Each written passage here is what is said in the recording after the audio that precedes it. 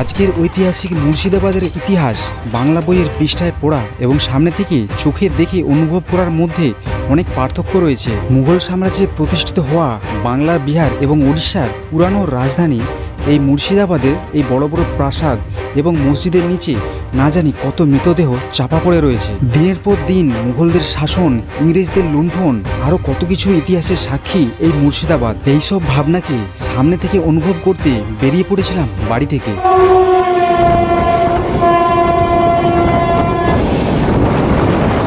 আবারও মেদিনীপুরের খোকা বেরিয়ে পড়েছে বাড়ি থেকে একা। এখন বাজে রাত্রি 3:01। এখন পুরো স্টেশনের প্ল্যাটফর্ম একদম ফাঁকা। আজকে আমি চলেছি বাংলার পুরানো নবাব মুর্শিদ কুলি খাঁয়ের ঐতিহাসিক মুর্শিদাবাদ ভ্রমণে। প্রত্যেকবারের মতো হাওড়া কিংবা কলকাতা থেকে সকালে ট্রেন ধরার জন্য আমাকে বাড়ি থেকে যেই সময় বেরোতে হয় রাত্রি 3:05 পাঁশকুড়া হাওড়া লোকাল ট্রেন ধরে আজকের এই ঘুম জড়ানো চোখে শুরু হতে চলেছে মুর্শিদাবাদ জার্নির পর্ব। কিভাবে যাব, কোথায় কোথায় ঘুরবো, একদম কলকাতা টু কলকাতায় ফিরে আসা অবধি এই ভিডিওতে সব কিছু শেয়ার করবো আপনাদের সাথে। ঘড়িতে 3:05 বাজার সাথে সাথে উঠে বসে পড়েছিলাম পাঁশকুড়া থেকে ছেড়ে যাওয়া হাওড়াগামী লোকাল ট্রেনে। ট্রেনের মধ্যে বসে থাকলেও মুর্শিদাবাদ সম্পর্কে মনের মধ্যে কিন্তু অনেকগুলোই চিন্তাভাবনা ঘোরাফেরা করছিল। স্কুল লাইফে পড়াশোনায় যদিও খুব একটা ভালো ছিলাম না, তবুও কিছু কিছু জিনিস যেগুলো বইয়ের পৃষ্ঠায় পড়েছিলাম সেগুলো মনকে ভীষণভাবে নাড়া দিয়েছিল। এইসব চিন্তাভাবনা করতে করতে যখন কোলাঘাটে ব্রিজ ক্রস করছিলাম তখন ঘড়িতে চোখ পড়তে দেখলাম ট্রেন বেশ ভালোই লেট রয়েছে। কোনো রকমভাবেই সকালে কলকাতা থেকে আমার এই ট্রেন ধরা একদম অসম্ভব। তাড়াতাড়ি পৌঁছতে গেলে বাস কিংবা ট্যাক্সির ভরসা করা যাবে না, এই ভেবে মোবাইলের র্যাপিডো অ্যাপ থেকে একটা র্যাপিডো বাইক বুক করে অল্প সময় হাতে নিয়েই পৌঁছে গিয়েছিলাম কলকাতা স্টেশনে। এখন ঘড়িতে বাজলো 6:29। যত হয়েছে না আজকে সবে ট্রেনটা লেটের জন্য হয়েছে। হাওড়াতে আজকে যতগুলো ট্রেন আজকে ছিল সব ট্রেনগুলোই আজকে 1 ঘন্টা 1.5 ঘন্টা করে লেট, এক্সট্রা করে 150 টাকা পড়ে গেছে। এগুলো মানে ভাগ্যবশত গেলে হয়ে যায়। চলুন এখন স্টেশনের ভেতরে ঢোকা যাক। 2 নম্বর প্ল্যাটফর্মে ট্রেন কিন্তু আগে থেকে দিয়ে দিয়েছে, দেখতে পাচ্ছেন। এই হচ্ছে হাজারদুয়ারি এক্সপ্রেস। আসলে এই ট্রেনে কিন্তু আমাদের কোনো কনফার্ম টিকিট নেই। আমি কেটেছিলাম তৎকাল, জাস্ট 1 মিনিটের জন্য একদম 27-28 ওয়েটিংয়ে চলে গেছে। প্রথমে ভাবছিলাম আজকে এই ট্রেনে জার্নি করব না, তারপরে একবার ভাবলাম যে মন যখন করে নিয়েছিলাম টিকিট কনফার্ম হয়নি তো কী আছে, এই ট্রেনে করে আজকে জার্নি করব। আর এই ট্রেনে টোটাল 7টা জেনারেল কম্পার্টমেন্ট আছে। অন্যান্য ট্রেনে কি হয় 2টো করে কোচ থাকে, তাতে ভিড় অনেকটা বেশি হয়। এখন দেখি একটা সিট পাওয়া যায় কিনা, ব্যাগ ট্যাগ রাখি। ট্রেন ছাড়াই এতটুকু হেরফের নেই, একদম কাঁটায় কাঁটায় 6:50 বাজার সাথে সাথেই কিন্তু ট্রেনটা ছেড়ে দিয়েছে। আর আমাদের ভাগ্য এত খারাপ, ট্রেনের মধ্যে বসার এতটুকু জায়গা নেই। এত ঠাসঠাসি না, দাঁড়াবার জন্য জায়গা পাচ্ছি না। গেটের সামনে দাঁড়িয়ে আছি এখন।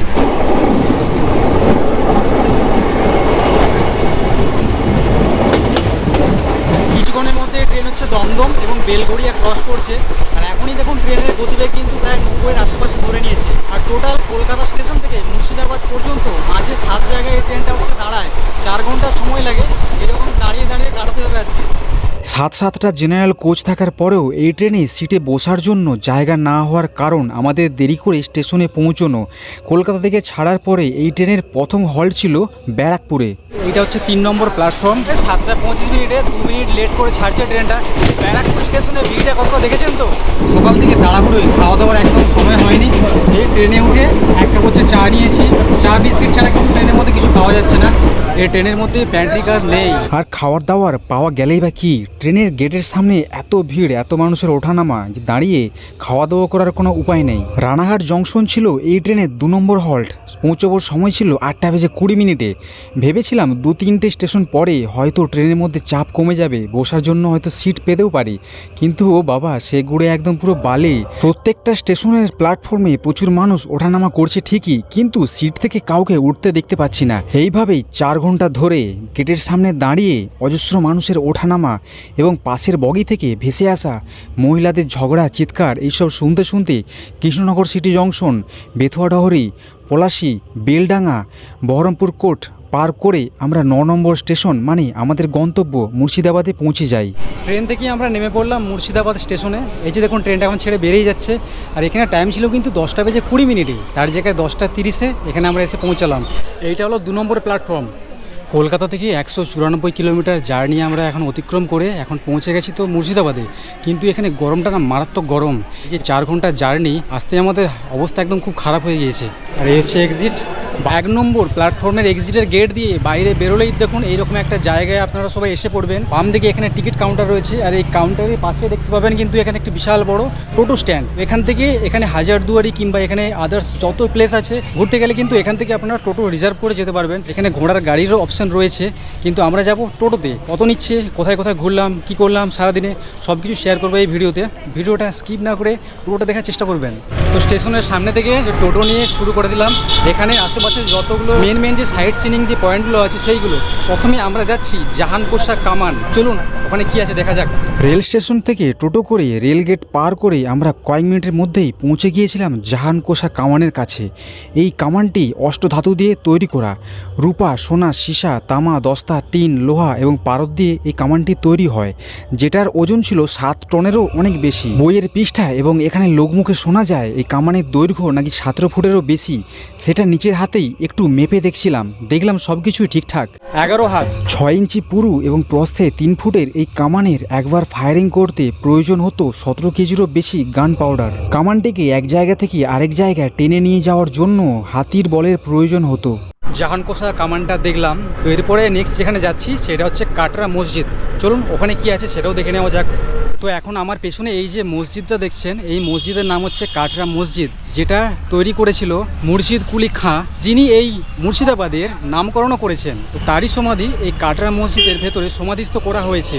মসজিদের প্রাচীরের গায়ে ছোট ছোট যে টি আকৃতির গর্তগুলো দেখা যাচ্ছে, এগুলো তখনের সময়ে মোমবাতি জ্বালানোর জন্য ব্যবহার করা হতো।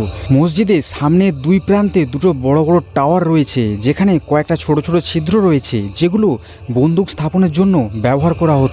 1717 সালে মুর্শিদ কুলি খান ঢাকা থেকে তার রাজধানী স্থানান্তরিত করেন এই মুর্শিদাবাদে এবং তার নিজের নাম অনুসারে এই মুর্শিদাবাদের নামকরণ করেন। এই কাটরা মসজিদের কাটরা কথার অর্থ হলো বাজার। এই মসজিদটা বাজারের মধ্যে নির্মাণ করা হয়েছিল, যার জন্য এই মসজিদের নামকরণ করা হয়েছে কাটরা মসজিদ বা বাজার মসজিদ। মসজিদের দুধারের 70 ফুট করে উঁচু মিনারগুলো আজকে এখনের অবস্থায় জরাজীর্ণ হয়ে পড়ে আছে। মুর্শিদ কুলি খাঁ যখন এই যে কাটরা মসজিদ যখন নির্মাণ করেছিলেন, তখন কিন্তু উপরের যে এই যে ভগ্ন ছাদটা দেখছেন, এই ছাদটা ছিল কিন্তু গোটা। প্রবল একটা ভূমিকম্প হয়েছিল, আর যার দরুন এখানে এই ছাদটা ভেঙে পড়েছে। তারপর এটা মেরামতও করা হয়নি কোনো দিন। আর এই যে দেখছেন এই যে পুরো যে ভেতরটা, এটা হচ্ছে যে এই কাটরা মসজিদের ভেতরটা। এর বাইরেও কিন্তু অনেকটা এরিয়া আছে, অনেকটা খোলা জায়গা দেখতে পাবেন আপনারা। এই যে দেখছেন ঠিক এই দিকে যদি মুখ করে দাঁড়ানো যায়, তাহলে এই যে সাদা রঙের যে বিল্ডিংটা দেখছেন, এখানেই কিন্তু মুর্শিদ কুলি খাঁয়ের সমাধিস্থল রয়েছে। এই মসজিদটি আকৃতিতে চতুর্ভুজাকৃতি। মুর্শিদ কুলি খান যখন এই মসজিদটা নির্মাণ করেছিলেন, তারপরে 1897 সালে বিশাল বড় এক ভূমিকম্প হয়, যার জন্য এই মসজিদের অনেক অংশ ক্ষতিগ্রস্ত হয়। এই মুর্শিদ কুলি খাঁ চেয়েছিলেন তিনি যখন বার্ধক্য অবস্থায় মারা যাবেন, তখন তার সমাধি যেন এই মসজিদের ভেতরেই স্থাপন করা হয়, এবং তিনি যখন মারা যান তখন তার সমাধি তার কথা মতো এই মসজিদের ভেতরে স্থাপন করা হয়েছিল। এরপর এখান থেকে বেরিয়ে টোটো করে এবার আমরা চলে যাই ফুটি মসজিদ বা ফৌত মসজিদ। এই যে মসজিদটা দেখছেন, এই মসজিদটার নির্মাণ এক রাতের মধ্যে করার চেষ্টা করা হয়েছিল। মানে এখানে যে আগের যে নবাব ছিল, মসজিদটা তৈরি করছিলেন, এবং তৈরি করতে করতে সকালে মানে ভোর হয়ে গিয়েছিল আজানের সময়, যার জন্য মসজিদটা আনকমপ্লিট হয়ে পড়ে থাকে। এটা আপনাদেরকে আগে দেখাচ্ছি, চলুন। জায়গাটা একদম এক ধরনের একটা নির্জন জঙ্গলের মতো। এই ফুটি মসজিদ বা ফৌত মসজিদের নির্মাণ করেছিলেন মুর্শিদ কুলি খাঁয়ের দৌহিত্র নবাব সরফরাজ খান, যেটার উচ্চতা ছিল 135 ফুটের মতো। এই মসজিদে 4 কোণে 4টে মিনার আছে, যে মিনারে করে উপরের দিকে ওঠা যায়। দেখাশোনার অভাবে এই রাস্তায় এতটাই সংকীর্ণ এবং এতটাই জরাজীর্ণ যে উঠতেও ভয় লাগে। সিঁড়িটা কিন্তু একদমই মানে ভগ্ন অবস্থায় রয়েছে। ইট দিয়ে সিঁড়ি তৈরি করা হয়েছে, প্রচণ্ড কিন্তু পিছল। একটু ধরে ধরে যদি না ওঠা হয় না, নিচে কিন্তু পড়ে যাওয়ার একটা সম্ভাবনা থাকে। এই যে দেখুন উপরে প্রচণ্ড রোদ। এখন এই যে ফুটি মসজিদ যেটা বলছে, এর এখন উপরে ছাদে চলে এসেছি। এই যে ওপর থেকে আপনাদেরকে ভিউটা আবার দেখাচ্ছি। প্রচণ্ড কিন্তু রিস্কি এই জায়গাটা। এই যে এই জায়গাটা দিয়ে আমি হচ্ছে ওপরে এখন উঠে আসলাম। প্রচণ্ড খাড়াই সিঁড়ি, আর এই রকম উপর দিয়ে রাস্তা চলে গেছে দেখছেন। এটা হচ্ছে মসজিদের চূড়ো বলতে পারেন। এটা পাশ দিয়ে একটা রাস্তা গেছে, এই দিকে প্রচণ্ড ঘন জঙ্গল, এই দিকে যাওয়া যাবে না, সাপখোপ এইসব জায়গায় থাকা স্বাভাবিক। এই দিক দিয়ে একটা রাস্তা এইরকম চলে গেছে দেখুন। মানে প্রচণ্ড ভয়ও লাগছে, কিন্তু অনেকটা খাড়াই এই জায়গাটা। এখান থেকে নিচের দিকে যে মাথা ঝুঁকিয়ে তাকাচ্ছি, মাথা কিন্তু ঘুরছে। চলুন এখানে একটু পায়চারি করতে করতে এই মসজিদের বিষয়ে আপনাদেরকে কিছু কথা জানিয়ে দিই, যেটা আমি এখানে গাইডের কাছ থেকে জেনেছি। এই ফুটি মসজিদের সঙ্গে কাটরা মসজিদের কিন্তু অনেকটাই মিল রয়েছে।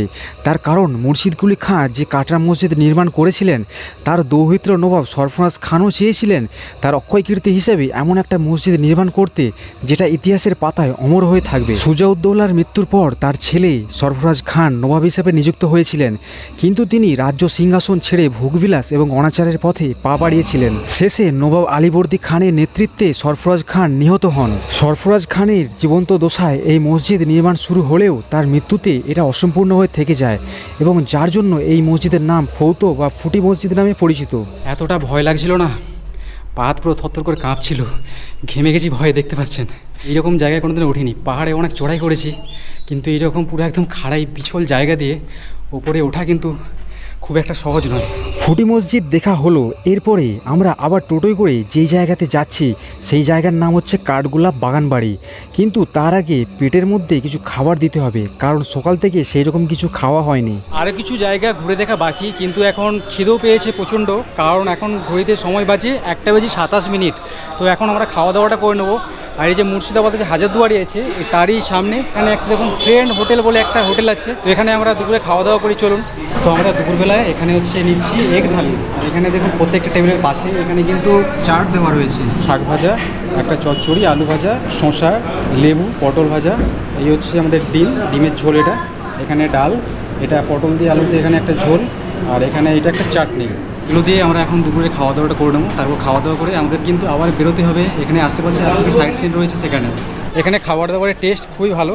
আর ওপরে দেখলাম এনাদেরই এখানে থাকার জন্য এখানে রুমও দেওয়া হয়, এসি নন এসি। সেই জন্য একটা হচ্ছে কার্ড নিয়ে নিলাম এখানের। এই যে দেখছেন কার্ডটা, এই কার্ডের মধ্যে নাম্বার আছে, এই নাম্বারটা আমি ডিসপ্লেতে দিয়ে দেবো। তো আমি এখানে প্রাইস জিজ্ঞাসা করলাম, প্রাইসটা বললো না, বললো যখন এখানে কেউ আসবে, স্পটে আসবে, কিংবা যদি ফোন করে যদি আপনারা কেউ যদি আসেন তখন জিজ্ঞেস করে নেবেন, রেটটা তখন বলে দেবে। তো এখন যেই জায়গায় হচ্ছে আমরা চলে আসছি, এই যে দেখছেন সামনে এই যে গেটটা, এটা হচ্ছে কাঠগোলার বাগানবাড়ি বলছে এটা। এখানে কিন্তু অনেক মানুষজন এখানে ঘুরতে আসছে, কেউ আসছে টোটোতে করে, আবার কেউ আসছে এখানে এইরকম ঘোড়ার গাড়ি আছে, দেখছেন যে ওখানে রাখা আছে। চলুন ভেতরে যাওয়া যাক। এই কাঠগোলার বাগান বাড়িতে কী আপনারা দেখতে পাবেন, কাঠগোলার বাগান, তার সাথে প্যালেসের মিউজিয়াম, সুড়ঙ্গ পথ, প্যালেস পুকুর, নাচমহল, পরেশনাথের জৈন মন্দির, মুঘল আমলের পাথরের কাজ, ওয়েল পেন্টিং, গোলাপ ফুলের বাগান, চিড়িয়াখানা ইত্যাদি ইত্যাদি। আর এটা হচ্ছে টিকিটের কাউন্টার। এই যে দেখুন টিকিট হচ্ছে নিয়ে নিয়েছি। একটা টিকিটের মূল্য পড়ছে জনপ্রতি 30 টাকা করে। আর এখানে ভেতরে কিন্তু অনেকগুলো জিনিস দেখার আছে, যেগুলো আপনাদেরকে পড়ে দেখালাম। এখান থেকে সব কিছু দেখার জিনিস শুরু, একটা একটা করে চলুন দেখে নেবো এখানে কী কী রয়েছে। কাঠগোলা বাগান বাড়িতে দেখার মতো 3-4টে জিনিসই রয়েছে। একদম বাগান বাড়ির ভেতরে প্রবেশ করেই বাম দিকেই রয়েছে একটা সুড়ঙ্গ পথ, যেই পথ গঙ্গা নদীর সাথে যুক্ত এমনটা বলা হয়। আর এর অপোজিটে রয়েছে চিড়িয়াখানা, যেখানে প্রবেশ করলে আপনারা কিন্তু বিভিন্ন প্রজাতির পাখি এখানে দেখতে পাবেন। এখনের সময়েও অনেক মানুষ আছে যারা কাঠগোলা বাগানবাড়ি বলতে খালি কাঠগোলার যে রাজপ্রাসাদ সেটাকেই কিন্তু বোঝে। আসলে কাঠগোলা হলো মুর্শিদাবাদ শহরেরই একটা পাড়া, যেটা বাংলার নবাবদের রাজত্বকালে বাংলা বিহার ওড়িশার রাজধানী হিসেবে পরিচিত ছিল। কাঠগোলা প্রাসাদের ভেতরে কোনো রকমভাবে ক্যামেরা অ্যালাউ নেই, যার জন্য দেখাতে পারলাম না। এই প্রাসাদের বাইরেই একটা ছোট্ট পুকুরে কয়েকটা রাজহাঁস দেখতে পেয়েছিলাম। এই কাঠগোলা গোলাপ চাষের জন্য বিখ্যাত হলেও এখন কিন্তু এখানে খালি আম গাছের সারি দেখতে পাবেন। এই কাঠগোলা প্রাসাদের পেছনের দিকে রয়েছে দুটো মন্দির, যার মধ্যে একটা মন্দির পরেশনাথের নামে পরিচিত। পুরো মুর্শিদাবাদ শহরের ইতিহাস ভালোভাবে ঘুরে দেখতে গেলে কিন্তু এখানে একটা দিন অবশ্যই থাকতে হবে। এখন যে জায়গাটাতে এসেছি এই জায়গার নাম হচ্ছে জাফরাগঞ্জ। আর এই যে গেটটা দেখছেন, এই গেটের নাম কিন্তু বলছে নিমক-হারামি গেট, কারণ এখানে সিরাজ উদ্দৌলাকে এখানে 7 দিন এখানে বন্দি করে রাখার পর এখানে ফাঁসি দেওয়া হয়েছিল মির্জাফরের হুকুমে। তো চলুন এখন ভেতরে আমরা একটু যাই, দেখি ভেতরে কিছু যদি দেখাতে পারি। বেঈমান মির্জাফরের গল্প আমরা হয়তো ইতিহাসের বইয়ের পৃষ্ঠায় অনেকেই পড়েছি। এই হলো সেই গেট যেখানে মির্জাফর বেঈমানি করেছিলেন সিরাজ উদ্দৌলার সাথে। প্রায় 7 দিনের মতো এই জায়গাতেই সিরাজ উদ্দৌলাকে বন্দি করে রাখা হয়েছিল। তারপর একটা দিন দেখে এখানেই মির্জাফরের নেতৃত্বে ফাঁসি দেওয়া হয়েছিল সিরাজ উদ্দৌলাকে। ভেতরে প্রবেশ করলে আপনারা সিরাজ উদ্দৌলার পুরনো ভগ্ন বাড়িটাও দেখতে পেয়ে যাবেন। তাই এই জায়গাটা মির্জাফরের বেঈমানির সাক্ষী হিসাবে ইতিহাসের পাতায় নিমক-হারামি গেট নামে পরিচিত। এই যে মসজিদটা দেখছেন, এই মসজিদটা হচ্ছে যে মির্জাফরের পার্সোনাল মসজিদ। এরই হচ্ছে অপোজিটে এইদিকে রয়েছে মানে 1100 কবরস্থান। এই কবরস্থানে নবাব মির্জাফরের পারিবারিক 1100টা লোকের কবর দেওয়া হয়েছিল, তাই এই জায়গার নাম 1100 কবরস্থান দেওয়া হয়েছে। পাশেই এখানে রয়েছে টিকিটের কাউন্টার, যেখানে টিকিটের মূল্য মাথাপিছু 10 টাকা করে। তো এই জায়গাটা আপনাদেরকে ভালোভাবে একটু দেখিয়ে দিচ্ছি। দেখুন এই যে দেখছেন এইগুলো কিন্তু সব হচ্ছে কবর। এখানে টোটাল 1100টা হচ্ছে কবর রয়েছে। এইদিকে আরও এখানে কবরস্থান আছে, এই যে এইদিকে বাম দিকটাতে এখানেও কিন্তু অনেক কবর আছে। আর এখানে বেশিরভাগ কবরস্থানের ওপরে কিন্তু ফার্সি ভাষায় মানে লেখা রয়েছে, যার জন্য মানে পড়তে পারছি না যে কোনটা কার কবর। কিন্তু এখানে বলছে দুটো পায়রা, মানে যেটা আগে মুঘল সাম্রাজ্যে তখন যে পায়রা ওড়াতো না এক জায়গা থেকে আরেক জায়গায় সন্দেশ বার্তা পাঠানোর জন্য, সেসব পায়রাদের এখানে সমাধি রয়েছে দুটো পায়রা। এইদিকে আরও অনেক কবরস্থান রয়েছে। এই যে এই ভাষাটা মাঝখানে লেখা আছে দেখছেন, এটাই বলছে না কি ফার্সি ভাষা। তো আমি ফার্সি পড়তে জানি না, কেমন হয় দেখতে তাও জানি না। কেমন কেমন সব জায়গা দেখছেন। তো সন্ধ্যের পরে জায়গাটা কিন্তু খুবই ভয়ানক। তো এখানে যারা গর্ভবতী মহিলা আছে এখানে ঘুরতে আসলে এই জায়গাটাকে অ্যাভয়েড করে বাকি সমস্ত জায়গায় কিন্তু ঘুরে নিতে পারেন। এখানে গাইড নিলে প্রত্যেকটা কবরস্থানে সামনে গিয়ে কোনটা কার কবর, কার সমাধি দেওয়া হয়েছে এখানে সব কিছু এখানে বলবে। আর তার জন্য বলছে 300 টাকা করে নেবে গাইডের খরচ। তো আপনারা নিতেও পারেন কিংবা আমাদের মতো এমনি ঘুরেও যেতে পারেন। হাজারদুয়ারির এই গেট থেকে ভিতরে ঢুকে এই যে দেখছেন বাম দিকে এখানে টিকিটের কাউন্টার, বিশাল বড় লাইন পড়ে গেছে। কিছুক্ষণ দাঁড়িয়ে তারপর একটা টিকিট নিয়েছি। এখানে টিকিটের প্রাইস নিচ্ছে 25 টাকা করে পার হেড। এই যে আমার পেছনে এখন এই যে বড় প্রাসাদটা দেখতে পাচ্ছেন, এই প্রাসাদের নাম হচ্ছে হাজারদুয়ারি, মানে মুর্শিদাবাদের সেই বিখ্যাত হাজারদুয়ারি এখন আমার পেছনে। এখানে আপনারা কি কি দেখতে পাবেন, এই তো হাজারদুয়ারি এই বিল্ডিংটা আপনারা এখানে দেখতে পাবেন। তার সাথে এখানে রয়েছে একটা ক্লক টাওয়ার দেখতে পাচ্ছেন পেছনে। আর এরই কিন্তু অপোজিটে, মানে এই হাজারদুয়ারির অপোজিটে এইদিকে রয়েছে ইমামবাড়া। আর এটা তৈরি হয়েছিল 19বিংশ শতাব্দীতে। তখনের সময়ে বাংলা, বিহার, ওড়িশার দ্বিতীয় মুবারক আলী খাঁয়ের তার হচ্ছে যে অধীনে এটা তৈরি হয়েছিল। অনেকক্ষণ সময় দিয়ে আপনারা জায়গাটাকে এনজয় করতে পারেন। এখন দুপুরের সময় কিন্তু এখন বেশ ভালোই গরম রয়েছে, তা সত্ত্বেও এখানে প্রচুর মানুষ এখানে ভিড় করছে। এই বিখ্যাত হাজারদুয়ারি মুর্শিদাবাদের লালবাগ অঞ্চলে অবস্থান করছে। এই প্যালেসে যত দরজা বাইরে থেকে দেখতে পাওয়া যায় সবগুলোই কিন্তু দেখতে অরিজিনাল লাগে, কিন্তু বেশিরভাগ দরজায় কিন্তু রয়েছে নকল দরজা। ইংরেজ শাসনের অনেক দিন আগে মুর্শিদাবাদ যখন বাংলা, বিহার, ওড়িশার রাজধানী ছিল, তখন এখানে নবাব হুমায়ুন শাহ এই রাজপ্রাসাদটা তৈরি করেছিলেন, যেটা অনেকে ভাবেন সিরাজ উদ্দৌলা তৈরি করেছে। আসলে এই কথাটা একদমই ভুল। আসলে সিরাজের নামে একটাই প্রাসাদ ছিল, সেটা হিরাঝিল প্রাসাদ, যেটা ভাগীরথীর জলে তলিয়ে গেছে। এই হাজারদুয়ারির পেছন দিকে রয়েছে কিন্তু ভাগীরথী গঙ্গা, এই একদম প্যালেসেরই পেছনের দিকে। প্রচণ্ড গরম লেগেছে, সেই কালকে বাড়ি থেকে স্নান করে বেরিয়েছিলাম, এখন ওখানে আমরা স্নান করব। আমাদের হাজারদুয়ারি যে প্যালেসটা সেইটা হচ্ছে এই ওপরের দিকে। আর এই যে দেখছেন একদম পেছনের দিকে বলছিলাম যে ভাগীরথী গঙ্গা, আর জলটা বেশ ভালোই ঠান্ডা রয়েছে। বেশি গভীরে যেতে বারণ করছে, কারণ এখন জল বেশ ভালোই রয়েছে এখানে।